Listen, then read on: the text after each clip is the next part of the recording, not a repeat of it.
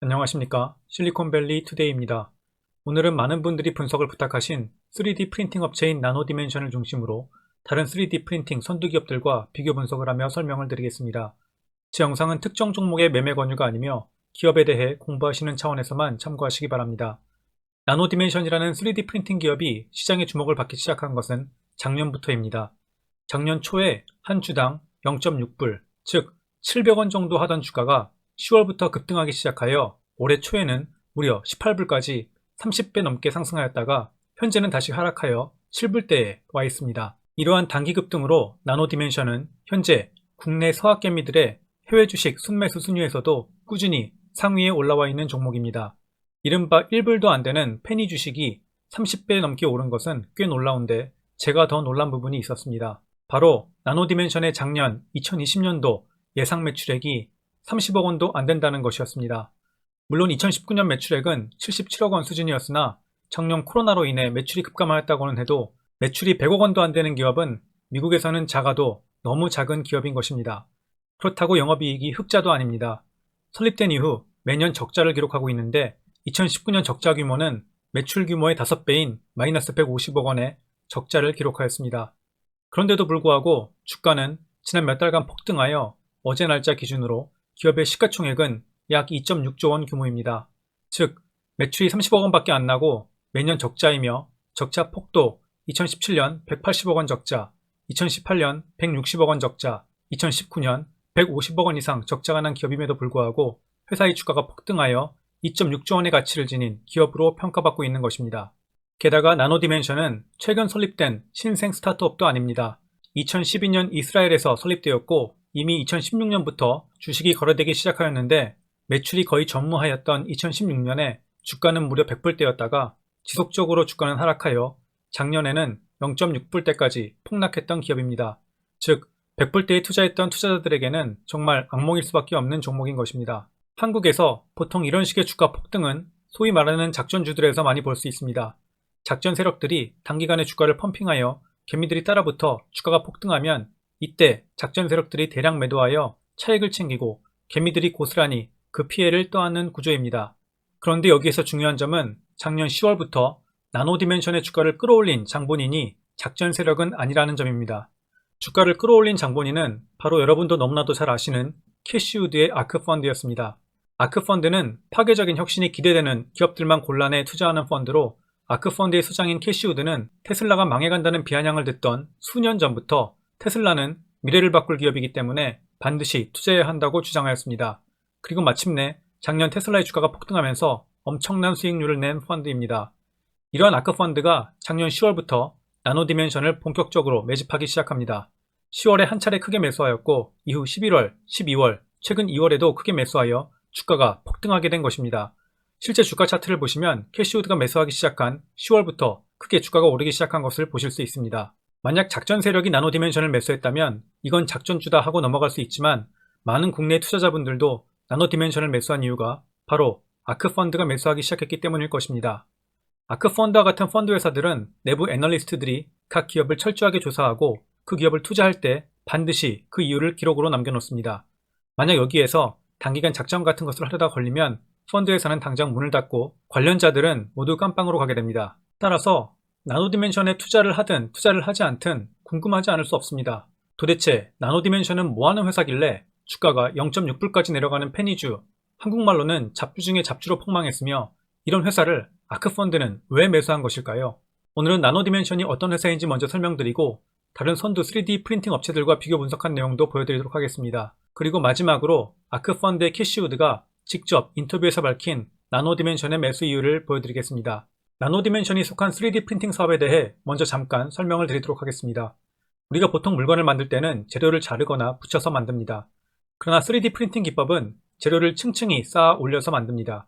그래서 영어로는 AM, 즉 어디티브 매니팩처링이라고 부르고 한국말로는 층을 쌓아 올린다고 해서 적층 제조법이라고 합니다. 이러한 3D 프린팅이 주목받는 이유는 기존의 생산 방식으로 만들기 힘든 새로운 디자인이나 부품의 생산이 가능하기 때문입니다. 또한 3D 프린팅을 이용하면 가격도 저렴해지고 만드는 속도도 빨라지며 작고 정밀한 기술이 요구되는 부품의 생산도 가능하기 때문에 특히 의료 및 우주항공 산업 분야에서 크게 기대를 받고 있는 것입니다. 우주 항공 산업의 경우 3D 프린팅 기법을 사용하면 부품의 무게가 줄어드는데, 예를 들면 우주선 부품의 무게를 5%만 줄여도 연료 사용량을 20%나 절감할 수 있다고 합니다. 또한 의료 분야에서는 맞춤 제작이 거의 필수적인 경우가 많습니다. 예를 들면 인공관절이나 인공심장, 보청기 등은 사람마다 각각 형태가 틀려 자신의 체형에 딱 맞는 제품을 구하는 것이 예전에는 거의 불가능했습니다. 따라서 과거에는 기성품 중 가장 적합하게 생긴 제품을 찾아 환자의 뼈를 깎거나 제품을 변형시키거나 해서 사용할 수밖에 없어 수술도 시간이 많이 걸리고 돈도 많이 들고 환자도 고생스럽고 했던 것입니다. 그러나 3D 프린팅을 사용하면 이러한 문제가 해결됩니다. 이렇게 3D 프린팅은 너무나도 좋은 기술인 것 같습니다. 그러나 문제가 있습니다. 아직까지 기술이 완벽하지 않아 현재까지는 주로 프로토타입, 즉 견본품을 만드는 데 주로 활용되고 있다는 것입니다. 대량 생산을 하기에도 아직까지는 기술이 많이 부족한 상황입니다. 그러나 아크펀드의 타샤키니 애널리스트는 현재 3D 프린팅 시장은 약 12조 원의 시장이지만 향후 5년 안에 100조 원 이상의 시장으로 성장할 것이라고 이야기한 바 있습니다. 또한 3D 프린팅 기술이 더 발전하여 프로토타입 생산에서 완제품 생산으로 넘어가게 된다면 장기적으로는 500조 원 이상의 시장이 될 것이라고 매우 긍정적으로 3D 프린팅 시장을 보고 있습니다. 생산 방식의 혁명을 가져올 것이라는 것입니다. 그러나 과연 언제 그러한 기술적인 혁명이 올지는 아무도 알 수 없습니다. 맨 뒤에 보여드리겠지만 최근 3D 프린팅 업계가 전반적으로 매출이 줄어 침체기이기 때문입니다. 3D 프린팅이 언제쯤 기존의 공장을 대체하고 완성품을 대량으로 생산해낼 수 있을지는 아무도 모릅니다. 따라서 판단은 투자를 하시는 여러분들이 공부를 많이 하시고 하셔야만 할 것입니다. 나노디멘션은 2012년 이스라엘에서 아미트로를 비롯한 4명의 공동 창업자가 설립하였습니다. 4명의 창업자 중 2명은 2017년 이미 퇴사하였고, 남은 1명인 아미트로가 CEO를 맡았다가 2019년 전문 경영인을 영입하고 본인은 뒤로 물러나 있습니다. 시몬 프리에드라는 공동 창업자도 아직 이사회의 멤버로 남아 있습니다. 나노디멘션이 주력으로 하는 제품은 바로 PCB라고 불리는 인쇄 회로기판을 3D 프린팅으로 만들 수 있게 해주는 프린터입니다. 왼쪽에 보이는 커다란 기계가 바로 그것입니다. 최근에는 나노스라고 다양한 전자회로 관련 부품들의 프로토타입을 대신 만들어주는 사업도 추진하고 있으나, 메인 사업은 왼쪽에 보이는 3D 프린터를 판매하고 프린팅할 때 필요한 잉크 소재를 판매하는 것입니다. 그렇다면 나노디멘션이 3D로 만든다는 PCB, 즉 인쇄 회로기판은 무엇일까요? 바로 여러분도 흔히 볼 수 있는 거의 모든 전자기기에 들어가는 전자회로판입니다. 스마트폰을 뜯어보시면 스마트폰 뒤에 전자회로판이 들어가 있습니다. 여러분들이 사용하시는 컴퓨터나 노트북에도 당연히 전자회로기판이 들어가 있습니다. 이것을 PCB라고 부르는데, 이 회로기판에 반도체도 꼽고 각종 콘덴서나 저항기 등의 부품을 끼워 부품 상호간을 연결을 시키고 전자기기를 작동하는 것입니다. PCB는 전기 배선을 효율적으로 설계하면 할수록 전자제품의 크기를 줄일 수 있고 성능을 높일 수 있어 고도의 설계 기술이 필요한 제품이기도 합니다. 또한 앞서 말씀드렸다시피 우리가 사용하는 모든 전자제품에 들어가 있고, 첨단 통신기기, 군사기기, 우주 항공산업에 쓰이는 전자제품 등에도 당연히 들어가는 그야말로 모든 전자제품의 근간을 이루는 핵심 부품인 것입니다. 이 세상에 엄청나게 전자제품의 종류가 많은 것처럼 PCB 역시 종류가 엄청나게 많습니다. 또한 기판이 단순해 보여도 제조하는 공정은 매우 복잡하고 정밀한 공정을 요구합니다. 먼저 회로기판의 설계를 잘해야 합니다. 주로 설계는 회로기판이 필요한 큰 기업들이 하고, 이 설계도는 경쟁사에 넘어가면 안 되기에 철저히 기밀에 붙여집니다. 이후 회로기판의 생산은 보통 아웃소싱을 하게 되는데, 이 생산 과정이 보시다시피 매우 복잡하고 깁니다. 도급도 하고 현상도 하고 부식도 하고 인쇄도 하고 하는 여러 과정을 거쳐 저희가 흔히 볼 수 있는 PCB, 즉 회로기판이 만들어지는 것입니다. 따라서 PCB를 만들기 위해서는 큰 공장이 필요합니다. 그 안에 다양한 설비들이 들어가게 되고, 여기에는 많은 인력이 투입되어야 해서 설비도 필요하고 노동력도 많이 필요한 자본 집약적이고 노동 집약적인 산업인 것입니다. 여기에서 바로 PCB 산업의 특징이 나옵니다. 첫 번째는 수주 산업입니다. 즉 PCB 생산 기업은 대기업이 설계한 설계도를 받아 PCB를 생산하게 됩니다.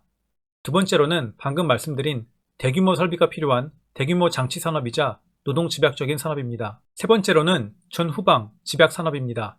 전자제품이 다양한 것처럼 회로기판의 종류가 워낙 다양하기에 소재나 설비, 약품 관련하여 다양한 핵심 기술들이 집약되어 있는 전방위 산업인 것입니다. 마지막 특징은 핵심 전자부품 산업이라는 것입니다. 즉, 전자제품의 가볍고 얇음을 결정하는 데 가장 큰 역할을 하는 것이 바로 얼마나 회로기판을 효율적으로 잘 만들었냐이기 때문에 한마디로 고부가 핵심 부품 사업이라고 할 수 있습니다. 자, 이러한 특징을 들어보시면 아마 감이 오실 것입니다. 특히 대규모 설비가 필요한 장치 산업이자 노동집약적인 산업. 그러면 전 세계 어느 나라가 이 산업을 가장 많이 하고 있을까요? 네, 바로 세계의 공장 중국입니다. 아시아 지역에서 전 세계 PCB의 90%가 생산되며 중국은 전 세계 PCB 생산의 43%를 차지한다고 합니다. 한국에서도 PCB 생산에서 15%나 마켓시어를 차지하고 있고 일본의 경우 13%의 마켓시어를 차지하고 있다고 합니다. 저희가 잘 몰라서 그렇지 사실 한국에는 많은 PCB 생산 업체들이 있습니다. 그리고 많은 수의 기업들이 값싼 노동력을 찾아서 다른 아시아 국가, 특히 중국으로 진출하고 있는 것을 보실 수 있습니다. 바로 이러한 부분 때문에 미국이나 유럽 기업 입장에서는 비효율적인 부분들이 발생하게 됩니다. 바로 자신들이 회로기판을 설계하지만 생산은 중국이나 다른 아시아 국가들이 하기 때문에 설계도가 유출되거나 할 위험성도 있고 생산된 회로기판을 배에 싣고 받아보는 데에도 시간이 걸리는 것입니다. 특히 차트에 나와 있듯 프로토타입, 즉 견본품을 받아보는데도 시간이 많이 걸린다고 합니다. 나노디멘션이 해결하려고 하는 부분이 바로 이 부분입니다. 나노디멘션은 자사의 소개자료에서 본래 PCB를 생산하려면 화면의 왼쪽같이 수많은 설비와 인력이 필요하지만 나노디멘션의 3D 프린터 한 대만 있으면 이 공정을 한 방에 다 처리할 수 있다고 하는 것입니다. 물론 AI를 적용하여 처리하기 때문에 인력도 한 명만 있으면 됩니다. 이게 사실이라면 이건 정말 대박인 기술이자 사업입니다. 나노디멘션은 드래곤플라이라고 불리는 자사의 3D 프린터를 사용하여 보다 빠르고 저렴하고 쉽게 PCB를 만들 수 있다고 합니다. 즉, 수많은 레이어를 덧붙이고 덧붙여서 PCB 인쇄 회로기판을 만든다는 것입니다. 보이는 화면이 실제 나노디멘션의 3D 프린터를 통해 나온 제품이라고 합니다. 또한 PCB 회로기판뿐 아니라 하이패즈라고 불리는 고성능 전자부품, 즉 센서나 안테나, 컨버터 등도 기존의 방법으로는 불가능한 형태로도 다양하게 디자인 제작이 가능하다고 합니다. 여기 사진에 보이는 제품들도 나노디멘션이 만들 수 있다고 하는 다양한 고성능 전자부품들입니다. 특히 RF 안테나는 우주선 등에도 쓰일 수 있는 제품입니다. 나노디멘션은 소개자료에서도 다양한 인증을 받았다고 합니다. 즉, 나노디멘션은 영어로는 AME, 한국말로는 적층 생산된 전자제품 산업 분야에서 자신들이 리더이며 많은 특허를 보유하고 있고 이로 인해 퍼스트 무버 어드밴티지를 가질 것이라고 이야기합니다. 그러나 여기에서 문제가 발생합니다. 이렇게 좋은 엄청난 기기라면 다른 기업들이 벌써 많이 구매했어야 하는데 2012년 사업을 설립한 이후 현재까지의 약 9년간 3D 프린터를 아직 60대밖에 못 팔았다고 합니다. 그것도 모두 최근 몇 년 사이에 발생한 매출입니다. 그렇기 때문에 매출 규모가 아직 몇십억 원 수준인 것입니다.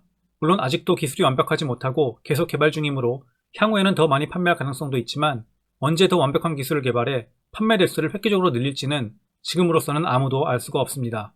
이 차트를 보시면 60대를 대충 어디에 팔았는지도 확인하실 수 있습니다. 보시면 미국의 우주항공 기업인 해리스나 독일의 국방 관련 센서를 공급하는 헨솔드라는 기업에도 판매를 한 것으로 나타나 있는데 이들 기업들은 꽤 규모가 있는 기업들로 아주 이상한 기업에 판매한 것은 아니라는 것을 확인하실 수 있긴 합니다. 기업이나 대학교의 연구기관들이 대량 생산을 목적으로 구매했다기보다는 현재는 프로토타입 등을 생산하는 데 사용하거나 시험용 등의 테스트를 위해 구매한 것으로 보입니다. 그리고 2020년 12월, 즉 작년 말 기준 현금 보유량이 430밀리언 달러, 약 5천억 원가량 있다고 이야기합니다. 이것도 계속 논란이 되는 부분입니다. 매출이 고작 수십억 원에 매년 100억 원 넘게 적자가 나는 기업이 돈도 모자랄 판에 대체 어디서 돈이 나서 이렇게 현금을 5천억 원이나 갖고 있다고 하는 것일까요? 보시면 no debt, 즉 대출을 받은 것은 하나도 없다고 합니다. 네, 나노디멘션에 관심 있는 분이시라면 잘 아실 바로 끊임없는 유상증자와 다이렉트 오퍼링을 통해 주식수를 늘리거나 외부 투자자를 모아 돈을 끌어모으고 있는 것입니다. 그리고 이렇게 계속되는 유상증자와 다이렉트 오퍼링 소식이 나올 때마다 주가는 급격하게 하락하는 등 큰 변동성을 보이고 있습니다. 작년 초부터 가장 최근인 지난달까지 나노디멘션은 무려 2번의 유상증자와 9번의 다이렉트 오퍼링을 진행하였습니다. 물론 그 전에도 유상증자를 여러 번 해서 자금을 모으고 주식수를 엄청나게 늘려왔습니다. 사실 유상증자가 꼭 나쁜 것만은 아닙니다. 기업이 사업을 확장하거나 M&A 등을 하기 위해 큰 돈이 필요하면 유상증자를 통해서 돈을 모을 수도 있습니다. 특히 나노디멘션 같은 경우 사업이 워낙 영세하기 때문에 기관 투자자를 통해 자금을 모으는 것은 매우 힘들었을 것입니다. 따라서 일반인들을 대상으로 유상증자를 수도 없이 실시하여 개미 투자자들을 모아왔으나 작년 5월부터는 다이렉트 오퍼링으로 자금을 모으고 있습니다. 다이렉트 오퍼링은 신규 주식을 발행하지 않고 특정 투자자나 기관에게 주식을 판매하는 것으로 주식수에는 영향을 미치지 않습니다. 보통 유상증자는 기업 가치는 변하지 않는데 주식수가 더 늘어나는 것이기 때문에 기존 주주들에게는 주식의 가치가 희석되는 악재로 해석되는 경우가 많습니다. 그러나 다이렉트 오퍼링의 경우에는 주식의 수는 변동이 없으므로 반드시 악재라고는 할 수 없고 오히려 투자하려는 기관이나 기업이 있다는 얘기이므로 장기적으로는 호재일 수도 있습니다. 나노디멘션이 기관들에게 얼마나 인기가 없는지는 현재 나노디멘션의 주주 비율을 보시면 알 수 있습니다. 시킹 알파의 자료에 따르면 나노디멘션의 주주 중 기관 비중은 고작 9.26%입니다. 개인들의 비중이 거의 91%에 달합니다. 뒤에 다른 3D 프린팅 선도 업체들과 비교해서 말씀드리겠습니다만 다른 3D 프린팅 업체들은 기관 비중이 적게는 40%에서 많게는 99%까지 되는 기업들도 있습니다. 또한 나노디멘션의 기관 보유 비중 9.26%에서 무려 4% 이상이 최근 아크펀드가 매수한 물량입니다. 이 수치는 작년 12월 수치인 것으로 보이는데 현재 아크펀드의 비중은 5% 이상일 것으로 예상됩니다. 즉 아크펀드가 나노디멘션을 작년에 매집하지 않았다면 나노디멘션은 현재 자금적으로도 큰 어려움에 봉착했을 수 있습니다. 나노디멘션은 아크펀드가 주가를 끌어올려 주가가 크게 상승한 틈을 타서 다이렉트 오퍼링을 거의 2주에 한 번씩 함으로써 비싼 주가로 많은 자금을 상대적으로 쉽게 끌어모을 수 있는 황금 같은 기회를 얻은 것입니다. 나노디멘션에게 아크펀드는 그야말로 구세주 중 최고의 구세주라고 할 수 있습니다. 이제까지 나노디멘션에 대해 알아보았는데 그렇다면 다른 3D 프린팅 선두 기업들은 어떠한 상황인지 한번 빠르게 살펴보겠습니다. 본래 이번 주에 좀 더 자료를 빨리 만들려고 했는데 이 슬라이드를 만드는 데 시간이 좀 걸렸습니다. 앞서 말씀드린 대로 나노디멘션은 2019년 기준 매출이 약 7밀리언 달러, 한화로는 약 80억 원에 영세한 기업입니다. 그러나 아크펀드에 속해 있는 다른 기업들은 규모가 꽤 있는 기업들도 있습니다. 현재 3D 프린팅 업계에서 탑3로 불리는 기업은 3D 시스템즈, 프로토랩, 머티리얼라이즈이며 매출액 기준으로는 스트라타시스가 가장 높습니다. 2019년 기준 흑자를 내고 있는 기업은 프로토랩과 머티리얼라이즈 두 개의 기업뿐입니다. 시가총액을 비교해보시면 나노디멘션이 얼마나 주가가 많이 올랐는지 보실 수가 있는데 매출액이 약 7천억 원대인 스트라타시스의 시가총액이 2빌리언 달러로 매출액 80억 원대의 나노디멘션보다 시가총액이 낮습니다. 캐시우드의 아크펀드가 작년에 3D 프린팅 기업들의 주식을 집중 매수하기 시작하면서 각 기업의 1대 주주들은 3D 시스템즈를 제외하고는 모두 아크펀드입니다. 주주 자료는 작년 말 자료로 아마 현재 시점의 자료로 하면 3D 시스템즈도 아크펀드가 1대 주주일 수 있습니다. 기관의 지분 보유 비율을 보시면 프로토랩스의 경우 무려 99%를 기관이 보유하고 있습니다. 제가 자료를 잘못 봤나 싶었는데 혹시 제가 놓치고 있는 부분이 있으면 알려주시기 바랍니다. 앞서 말씀드린 대로 나노디멘션은 너무 영세하여 기관이 들어오기 쉽지 않은 종목입니다. 따라서 개미들이 91%의 지분을 가지고 있습니다. 매출 트렌드를 보시면 전반적으로 3D 프린팅 업계 자체가 최근 매출이 하락세입니다. 프로토랩과 머티리얼라이즈만 최근 상승세였다가 2020년은 코로나 사태로 매출이 타격을 받아 하락세로 돌아섰습니다. 마지막으로 제가 이 자료를 만들면서 가장 궁금했던 게 있습니다. 바로 왜 캐시우드가 정말 영세하고 규모도 작은 나노디멘션을 대량 매수했을까입니다. 정말 기술력이 뛰어나서 언제가 될지는 모르지만 미래에 정말 크게 될 회사라고 믿고 있는 건지 본인의 입으로 말하는 것을 꼭 듣고 싶었습니다. 그리고 결국 그 인터뷰 자료를 찾았는데 여러분께 공유드립니다. 3D 프린팅 산업은 더 완벽한 기술이 개발된다면 분명 미래 산업의 지형도를 바꿀 수 있는 기술이라고 생각합니다. 그러나 문제는 그 시기가 언제냐라는 것입니다. 캐시우드는 굉장히 멀리 보고 장기적으로 투자하는 투자자입니다. 따라서 단기적으로 투자하시는 분이시라면 3D 프린팅과 같은 종목은 특히 더 변동성이 클 수 있고 기술 개발이 늦어질 수 있다는 리스크를 충분히 감안하시고 투자하셔야만 할 것입니다. 혹시 나노디멘션이나 다른 3D 프린팅 선도 업체들에 대해 잘 아시는 분들 계시다면 코멘트를 주셔도 좋을 것 같습니다. 바로 뒤에 캐시우드의 인터뷰 영상이 나갑니다. 감사합니다. Last thing to finish up. Oh, NNDM. Anything on Nano genomics? Nano Dimension actually is Nano-dimension. originally it used to call itself a 3D printed circuit board company. Now it's broadened its view of itself, defining the market to a 3D printed technology device company. It's getting incredible business from defense agencies around the world. It's an Israeli company. We always look for where the defense is putting their money, where they think a technology is highly differentiated, and we get to know the company, which we have, and we're very impressed with the new management. The founder is still very involved, but as is usually the case, a company's founder is into the tech and really needs to bring in a business partner, which he has done. So we're very impressed.